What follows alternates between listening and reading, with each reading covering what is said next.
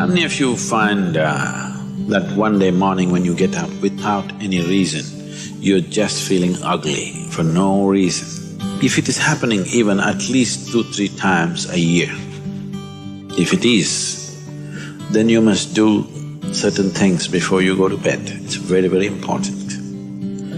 Because unconsciously, you need to understand this, you can incubate a lot of either negative things or positive things in sleep. Either pleasantness or unpleasantness, you can incubate very effectively, uninterrupted in sleep. You can also incubate it in the day, but there are so many interruptions, it doesn't happen very efficiently. But if you have a tendency to go to bed in a certain way and you wake up in the morning really nasty for simply no reason, that means you're incubating things in the night very efficiently. Bad eggs. This is not just about psychological disturbances, it can cause major physiological problems over a period of time. It's important that you eliminate these things from your life.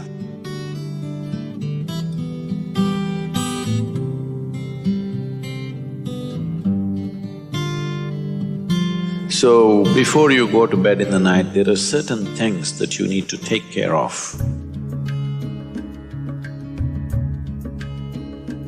It's best if you're eating meat and other kinds of meals, you eat at least 3 to 4 hours before you go to bed. The digestion is over. Before going to bed, drink a certain amount of water and go to bed. You will see it gets taken care of just like this. One simple thing can be just a shower. Always to shower before go to bed, it'll make a lot of difference. In this weather, maybe cold showers are difficult, so you go for lukewarm showers, don't go for hot showers in the night. Go for lukewarm showers, it makes you alert. So you will think, oh, I cannot sleep. It doesn't matter, you will sleep 15-20 minutes or half an hour later, but you will sleep better because it will take away certain things. When you shower, it is not just the dirt on the skin that you're taking away. Have you noticed if you're very tense and anxious, whatever, just a shower, you came out, it feels like almost the burden has been taken away from you? Have you not noticed this? So it's not just about washing the skin, a whole lot of things happen when water flows over your body. This shower is a very rudimentary buddhi shuddhi because over 70% of your body is actually water. If you run water over it, a certain purification happens, which is beyond cleaning the skin. One more thing if you want to do, you just light an organic oil lamp, a cotton wick, some oil, anything. What do you use here? Normal cooking oil. Linseed oil, rice bran oil or sesame oil, what do you have? Olive oil, fine. Any organic oil with a cotton wick, just burn one little lamp somewhere in the room where you sleep. You will see these things will completely disappear. Generally, in India, they told you, you should not put your head to the north and sleep. You're aware of this? If you put your head to the north and sleep during the night when you're in horizontal positions, then slowly the blood will get pulled towards your brain. When there is too much circulation in the brain, you cannot sleep peacefully. If you have any kind of, inherently weak aspects in your brain, or if you're of old age, you could die in your sleep. One can have hemorrhage because extra blood is trying to enter the brain, where the blood vessels are hair-like. Something extra is being pushed because of the magnetic pull. When you're in a vertical position, this is not so. The moment you become horizontal, this pull on the head is so strong that slowly the blood tries to move towards the brain. So to avoid this is true only in the northern hemisphere. If you go to Australia, you should not put your head to the south. If you're in India, you should not put your head to the north. You can put it any other way, it's okay. Keep this in your mind, that you are truly a mortal, okay? Not in words, really. You could fall dead right now. You may be young, you may be old, it doesn't matter, you can fall dead right now. Yes or no? Before you go to bed, sit on your bed and think this is your deathbed. You have just 1 more minute to live. Just look back and see, what you have done today, is it worthwhile? Just do this one simple exercise. And you don't know when it really happens, whether you'll be sitting on your deathbed or lying in a hospital, all kinds of things sticking into you. Who knows how it'll happen? But enjoy this every day, that you will sit on your deathbed, look back and see, today, the way I've handled these 24 hours, is it worthwhile? Because now I'm dying. If you do this, you will live a worthwhile life, believe me. So every day in the night, all of you should do this before you go to bed. Last 3 minutes, everything that you have gathered, the body, the content of the mind, things, don't ignore small things, the small things are big things. I've seen how people are carrying their own private pillow, you know, because it's very important.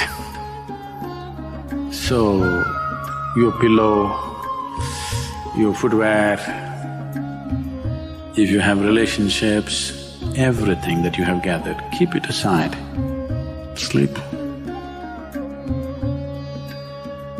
If you sleep in that condition, you will wake up with much more light, with much more energy, with much more possibilities than you have imagined possible. Just sleep as life, not as a man, not as a woman, not as this and that. Keep everything down, simply.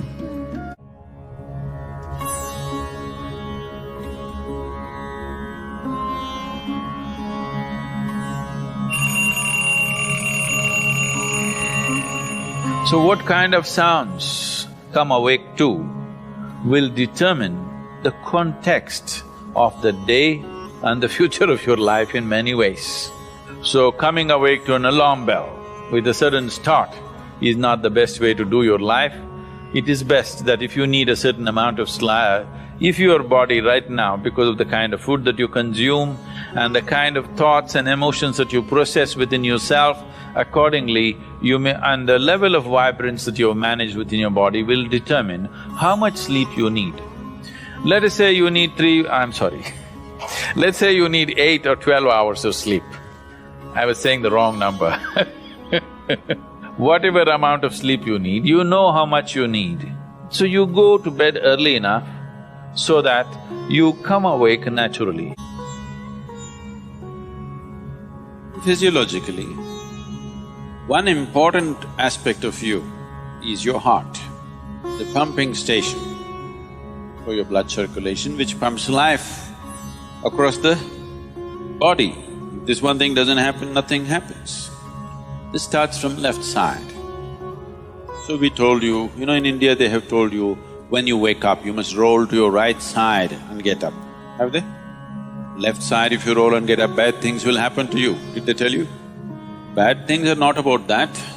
When you're in a certain state of relaxation, when the body is in a relaxation, the metabolic activity is low. When you get up, there is a certain surge of activity. That's why they told you in India, see, all these things are built into your life which you're throwing away. The whole science of living has been built into your life. They told you in the morning before you wake up, you must rub your hands together and see like this, huh?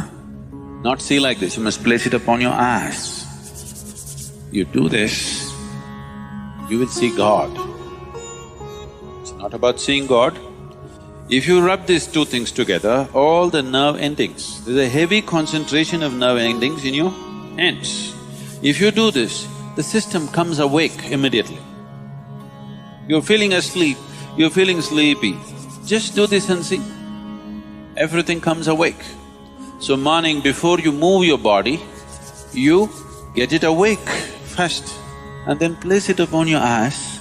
Instantly a whole range of nerves connected with your eyes and the other aspect of your senses come awake. Before you move your body and your brain should be active. You shouldn't get up dumb, that's the idea. Understand? So you do that and then roll over to your right and get up. Today, if all of us go to bed, by tomorrow morning, nearly 250,000 people won't wake up. Natural death in the world. Suppose you wake up tomorrow, you guaranteed? Have you come with a guarantee card? No guarantee card. So suppose you wake up, let's say. Just do this much, I'm telling you, this is a simple first step to your spiritual process. Tomorrow morning, when you come awake, check, you really awake or you dead? If you're awake, it needs at least a little celebration.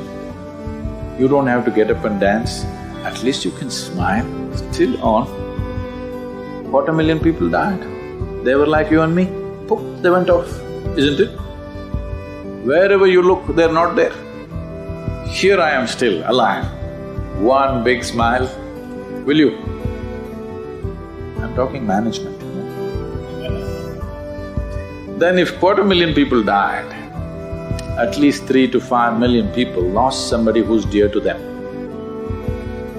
You check those 3, 4, 5 people who matter to you, all of them alive today. One more big smile, hello? Will you or not? Alive. If suppose right now, we put a gun to your head, will you think it's a relief? No. You'll be terrorized, isn't it? So that's how precious it is to be alive, isn't it so? That's how precious it is for you to be alive. So tomorrow morning, 250,000 people died overnight, but you're still alive. Does it not at least deserve a big smile, I'm asking you? And all the people who matter to you are all alive today. One more big smile?